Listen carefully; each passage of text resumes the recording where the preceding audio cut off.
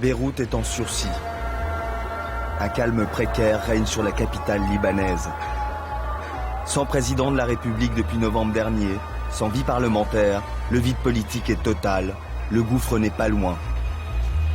Le pays se déchire entre pro et anti-syriens. L'armée veille à chaque carrefour. Elle sait que les démons de la guerre civile de 1975 ne demandent qu'à se relever. Signe annonciateur, les armes sont partout. Dans chaque foyer.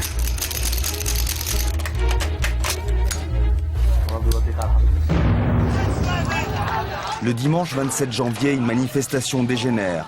À l'endroit même où avait commencé la guerre civile, il y a 33 ans, une fusillade éclate.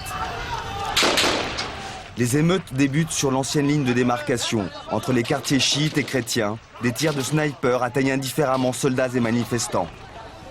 Bilan 7 morts. Ce soir-là, les armes sont ressorties dans la rue.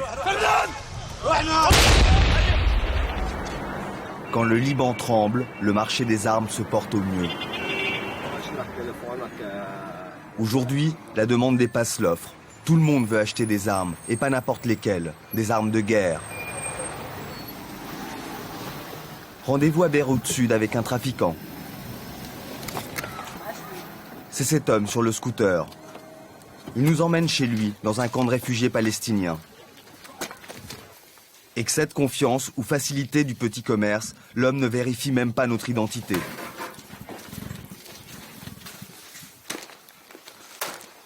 Importe le reste. Chez lui, on peut tout acheter. Il suffit d'avoir de l'argent, beaucoup d'argent, car les prix ont doublé en 6 mois.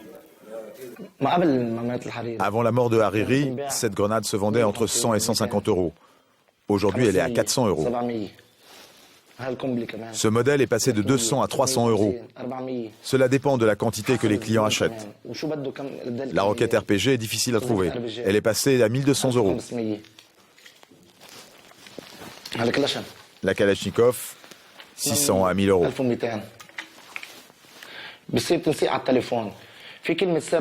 La vente se fait par téléphone. Il y a un mot de passe que le client doit me dire. Si le mot de passe est correct, je vends. Sinon, je ne vends pas, même si le client insiste. J'ai plusieurs types de clientèle. Soit des particuliers qui veulent avoir des armes à la maison, soit des organisations armées, ou des partis politiques, ou même des groupes de jeunes qui veulent créer leur propre milice. Voilà ma clientèle. Si j'ai de l'argent, là, il me les vend. Bien sûr. Oui, Sans problème, no problème. sans problème. Si je veux acheter une doucette, un canon de 120 par exemple. On a ça, bien sûr. Des armes lourdes, moyennes, tout ce qu'il faut. Si tu mets le prix, tu peux avoir ce que tu veux. Est-ce que ça peut aller jusqu'à un tank? Ah, blindé, non. Argent et contact suffisent pour équiper une petite armée. Tripoli, la capitale du nord du pays, est un fief sunnite. Les miliciens du quartier de Bab el-Tabneh nous donnent rendez-vous à la tombée de la nuit. La milice contrôle le quartier, discrètement.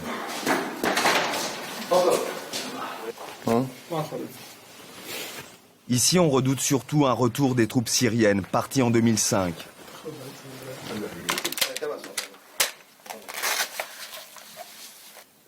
Moyenne d'âge 25 ans, ces jeunes ont grandi dans la guerre.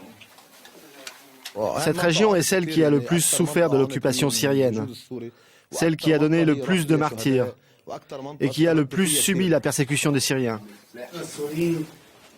Quand les Syriens sont entrés dans notre quartier à Tebneh, les morts étaient dans les rues. Personne ne pouvait les ramasser. Le gars qui est là, son père a été tué. Moi, c'est mon oncle qui a été tué. Il n'y a pas une seule famille à Tebneh qui n'a pas perdu 2 ou 3 des siens. Une mémoire sans faille. Pour ces miliciens sunnites, l'occupant syrien a favorisé leurs rivaux chiites. Pour apaiser leur haine, une solution simple. Se réarmer, être prêt au combat. Bien sûr, nous sommes en état d'alerte maximale, parce que ces gens-là nous menacent. Celui qui veut se défendre est prêt même à vendre ses meubles pour acheter une arme. Même si avec la même somme, il peut vivre plusieurs mois. Notre pays est une poudrière.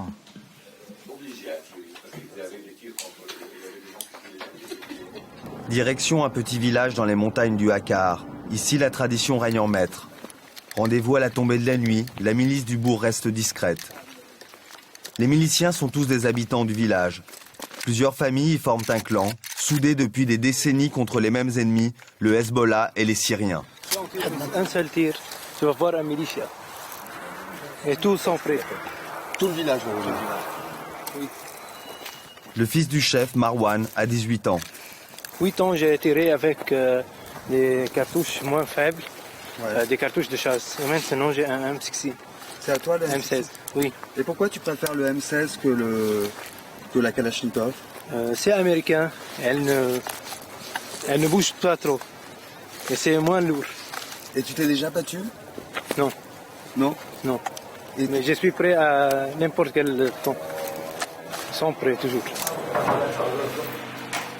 Marwan nous emmène dans la maison familiale. On y trouve tout un arsenal. Ancien colonel de l'armée libanaise, Nasser, 58 ans, est le chef du clan. Comme l'ont été son grand-père puis son père. C'est de mon grand-père. C'est le fils de mon grand-père. On a très peur du Hezbollah. On ne peut pas leur faire confiance.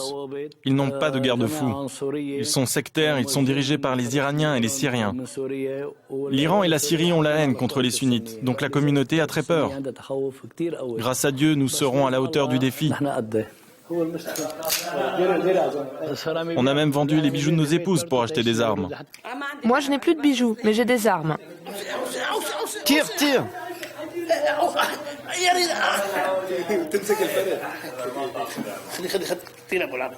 Les armes, c'est pas bien pour les enfants.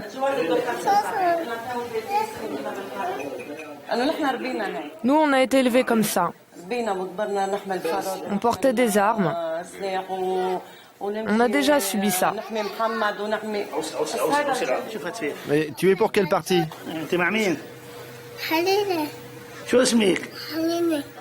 Hariri, le chef de file de l'actuelle majorité, compte ce clan parmi ses partisans. Entre le chef de parti et le clan, il y a un intermédiaire. Cet homme ne se soumet aux ordres de personne, mais tout le monde sait où vont ses préférences et qui il peut contrôler. Difficile de le rencontrer. Il habite un faubourg de Tripoli. Dès que nous approchons de la tanière du chef, des hommes nous arrêtent. Qu'est-ce que tu filmes? C'est la télé publique. Tu veux aller où? Chez Hassan. Ok, je t'accompagne. Un quartier pauvre, une maison modeste, mais bien gardée.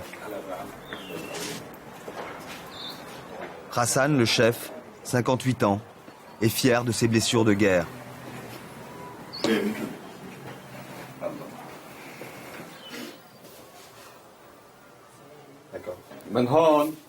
14 impacts.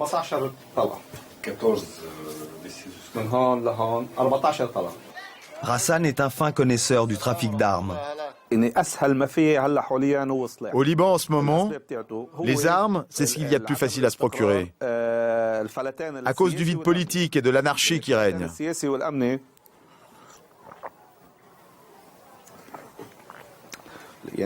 Il y a des zones de non-droit qui étaient liées aux Syriens, comme les camps palestiniens ou le carré de sécurité du Hezbollah. Dans ces zones, les armes ont toujours été en libre circulation. Ailleurs, des stocks d'armes datant de la guerre civile et appartenant aux autres partis ont été bien cachés. Et quel que soit le contrôle aux frontières nord et est avec la Syrie, on pourra toujours faire passer des armes. Hassan veut absolument prouver ce qu'il dit. La frontière syrienne est une passoire.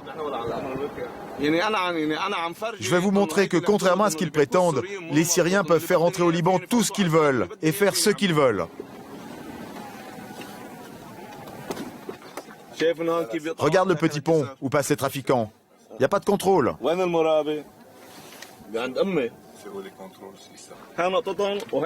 Voici le poste. Tu vois leur drapeau et le pont est juste à côté.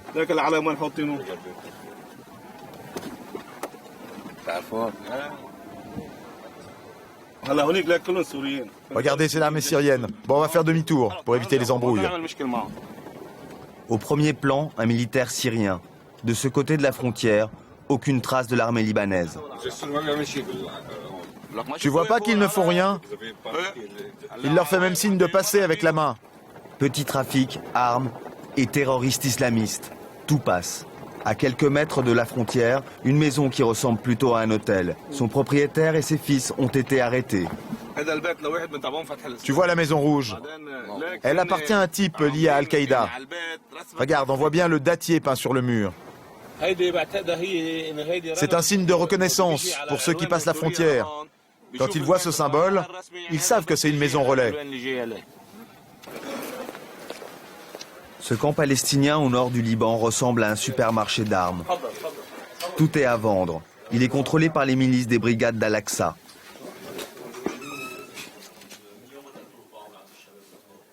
Le phénomène de l'armement était déjà là. Et maintenant, le phénomène s'est accentué. J'affirme qu'il y a des partis autres que le Hezbollah qui ont des armes lourdes.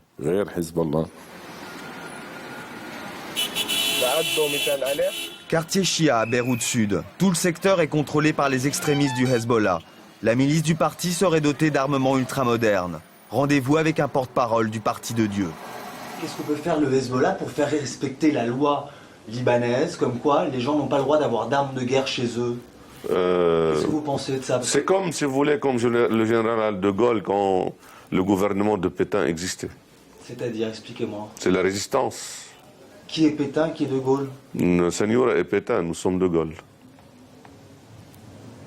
Donc pour vous, c'est pas illégal que les civils... Est-ce que la résistance générale de Gaulle était illégale?